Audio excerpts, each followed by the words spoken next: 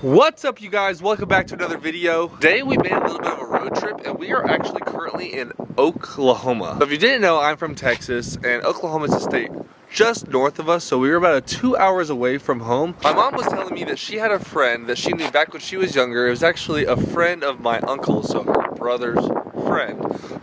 Had a really cool car collection and something that you don't see very often. So basically I was like, let's just hop in the truck and let's go check it out. So we hopped in the car. We're about 2 hours away from Dallas and we just pulled in. So we're gonna go take a look around. So from my understanding, he actually owns this restaurant, this gas station, a car wash, and then in the back he's got a warehouse full of something pretty unique and crazy that you don't see very often. Man, look at this crazy sign. This looks like it's like a full painting mural. We're right off the side of the highway right here. People are just constantly driving back and forth. Semi-trucks driving by, and they don't even really know what's even in here. You guys don't either. So let's walk in. This Can't Wait Classic. So I wonder what is possibly in here.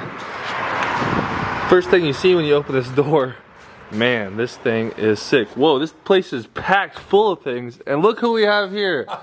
This is Glen. He is the owner of all of these magnificent cars. How are you doing, sir? Pretty good. How are you doing? Man, you have an insane collection here. Yeah, there's some pretty rare cars. There's some pretty rare cars here. Do you mind if we take a look around? No, I don't mind. Left to right here, we can walk around and let's go check this thing out over here. I've already been in here a little bit. He's already given me a little runaround, but for you guys, I think it would be great if he could just explain a little bit about each car. Yeah. And we'll talk about it a little bit. So what is this one right here? It's a 2008 P30 Mercedes SL55. They only built 45 of them. They only built in 2008. They built like 464 approximately cars, but 45 with the P30 option. So it's a real rare car. I've never seen one for sale. 2008. And you said there was one of 50 in these? 45. One of 45. So even though it may not look like something that's super crazy, it's super rare. One of 45, and it's a convertible. Yep. And it's a convertible. Yep. I think a lot of people might know what this one is. This looks like a classic 60s Camaro, but there is something special about this one you were telling me about. Well, it's a 60,000 mile car. That's the original vinyl top, original interior. One repaint. It's still got the headlight washers, so it's almost a survivor type car. It's still got its original motor, everything. It's if you were looking for one of these, you'd have a hard time finding one. A hard time finding. I mean, this car, you said it was... Shape, color, very desirable color. What year did you say this car was? 1969. The math is correct. Yeah, I definitely think that this car is older than me. 84 years old this car is, and it looks like the paint looks better than my truck. What this one is, so it's a 1970 Buick GSX Stage 1. They only built 400. This is 2 of them, and they only came in yellow and black and white and black. This one is totally restored. The other one is a 19,000 mile survivor car that's got original. It's totally original. They rated the top 50 fastest muscle cars back in the 60s, and it was number 3 for these cars. So this was, like you said, the 3rd fastest muscle car from the 60s. Built according to Motor Trend magazine, November 1984 issue. What is this? This is the like tack, it's like a roof scoop, or it's a tachometer. You know, oh, your tack. Wow. Yeah. So instead of looking on the dash, you look on the hood. Oh wow, you can't even see that. I can see that now. So yeah. In the newer cars like the Escalades and the Cadillacs, you see them like a projector. That's right. Yeah. This is what it used to look like before. Very few cars had that. But yeah, right there on the outside of the car, there is a gauge in which you can see the tachometer. That is pretty crazy. So if you get stuff all over the windshield, you can't really see it anymore. So I think some of the more popular cars of the 70s and 60s you would say would be your Camaros, your Chargers, your Challengers, and then also your Chevelles. Looks maybe 67. That's it. 67 Chevelle. He didn't tell me that before. I'm pretty sure. I guessed that one. The interior is special. It's got the red interior. Is that a rare option on this car? Yeah. It's rare even black. For it to be black makes a vehicle like this more valuable. It's only got 22,000 miles, so this is completely original paint. This car is completely original motor, everything. Interior. This is, to me, there's nothing like black with red. Black goes with red. Have like a suicide door here. The seat goes first. How are people sitting in those back seats? It seems like it's not very much room. No, they're not very comfortable. He was talking about how rare it is to have a black Chevelle in the 60s, and then you turn around and he's got another one sitting right here. Yeah. The black was always better. Yeah. Yeah, and I don't know what it is, but maybe it's something to do with the heat, because none of these cars had air conditioning, so people didn't want a black car because of the heat. I do agree that black cars look way better, like especially when they're clean. Now, if they get all dirty and dusty, sometimes the black doesn't look as good, but I do think that black cars, when they're clean, there's almost nothing better. Nothing better. This one is black on black on black. Yeah. That's like a triple black option. It's like tuxedo black almost. These do look very similar, but you said the difference between that one and this one is a front end a little bit. You can almost tell in the grill, but wow, they definitely don't make engines like this one anymore. All right, so now this is, what did you say, the most valuable car here? It's hard telling. We'll find out maybe when it runs through Barrett. So the reason why it should be very valuable. The reason why I say that is he's actually selling this one this weekend at Barrett Jackson. So January 27th, 2023, this car will actually be on sale. Now this looks very similar to the yellow one that we already filmed. Same exact car. So it's the same exact car, but this one, color. The difference between this one is it's all original.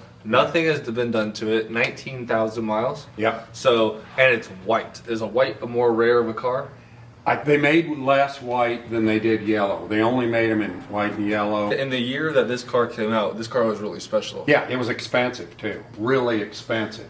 But that was probably $5 grand. $5 grand in 1970. But that was a lot. Yeah, that was a lot for a car, and it was a Buick. Buicks were higher than Chevelles. Today, do they make muscle cars?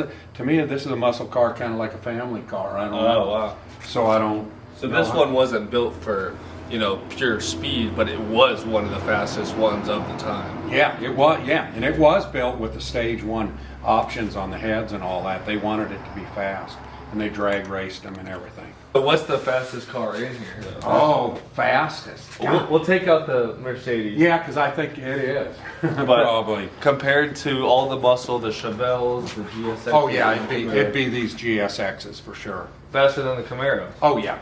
Oh, yeah. wow. As a matter of fact, I had a weird deal happen. I had a Camaro, that exact car right there.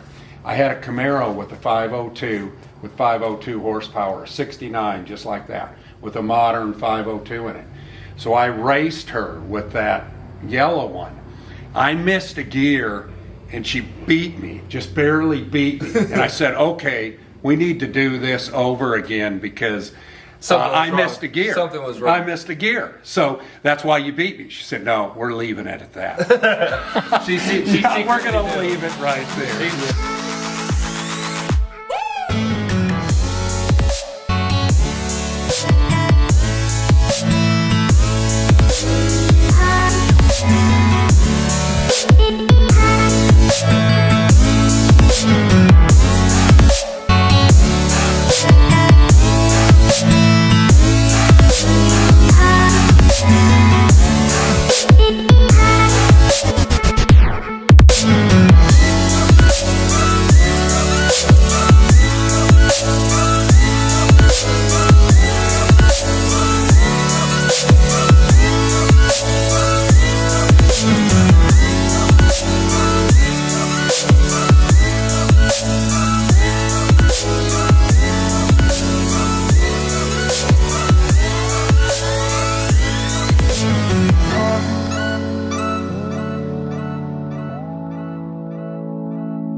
All right, well, he said he's going to start it up for us. Okay, you ready? Yeah. Uh-oh. Take a little bit.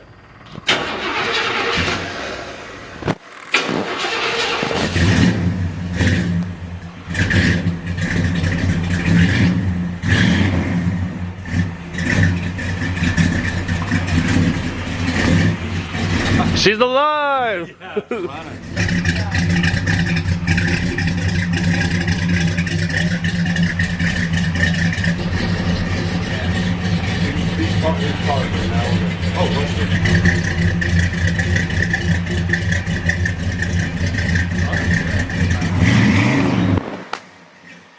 All right, you guys, not only does Glen have these insane cars, but like I said at the beginning of the video, he also has the restaurant and gas station next door.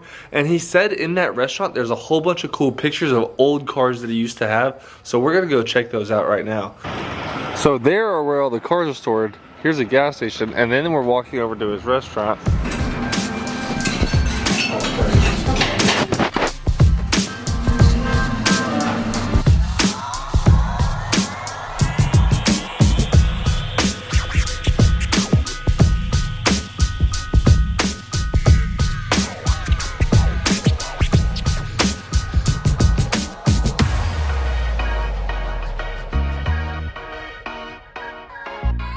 Alrighty, so we walked in the restaurant and it looks like he's got cars all over the wall. Basically cars that he's either owned in the past or sold in the past. Do you have a favorite car that's here on the wall? 67 Chevelle. Bought it off the Moonshiner. You see him pictured up there in Boone, North Carolina, up in the mountains. And I guess the reason is because it was the most profit. So. Oh wow. Because I bought these cars, every one of them, to resell. Probably half of them were sold at Barrett Jackson. Oh wow. So we've sold probably 100 cars there. And this looks like the one that you have in there. Is that the same car? Yep, that's that same Z28. There was one that was over in this corner that really caught my eye. I could talk for an hour about each one. I bought it. And sold But this one. Oh, you like that? Okay. Yeah. It had a Hemi in it. We bought it. It had a 6-pack, and we put a Hemi. Took like 5 years to get this little restoration done on the car, and then by the time we did that. And that's not a Charger or Challenger, that's a Barracuda. Yeah, it's Cuda, yep. Wow. 1970 Cuda. Was probably my favorite. It was the very first one of them all.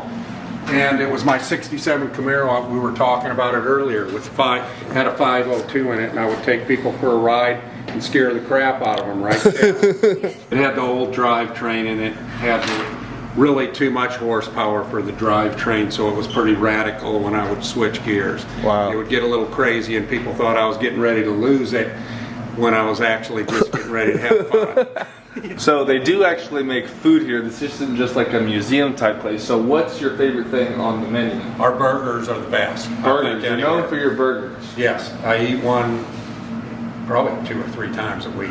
Oh wow! Sure. He's eating Just here like about every day. Yeah, that's crazy. I eat here just about every day because I live downtown Oklahoma City, and I think the food's as good here as anywhere else. It's pretty common, you know. It's people come here for the burgers. They drive off the interstate to come here and stuff. So if you're ever driving through Oklahoma and you see Maysville, Oklahoma, make sure to stop in, get a burger. Stopping off I-35 in Maysville, Oklahoma, stop off and get a Papa's Burgers. It's one of the best burgers. Yes, you ate one. I did eat one. You know it was your best. It was a double cheeseburger. You have to get it. It was super good. Good fries. Everything top notch.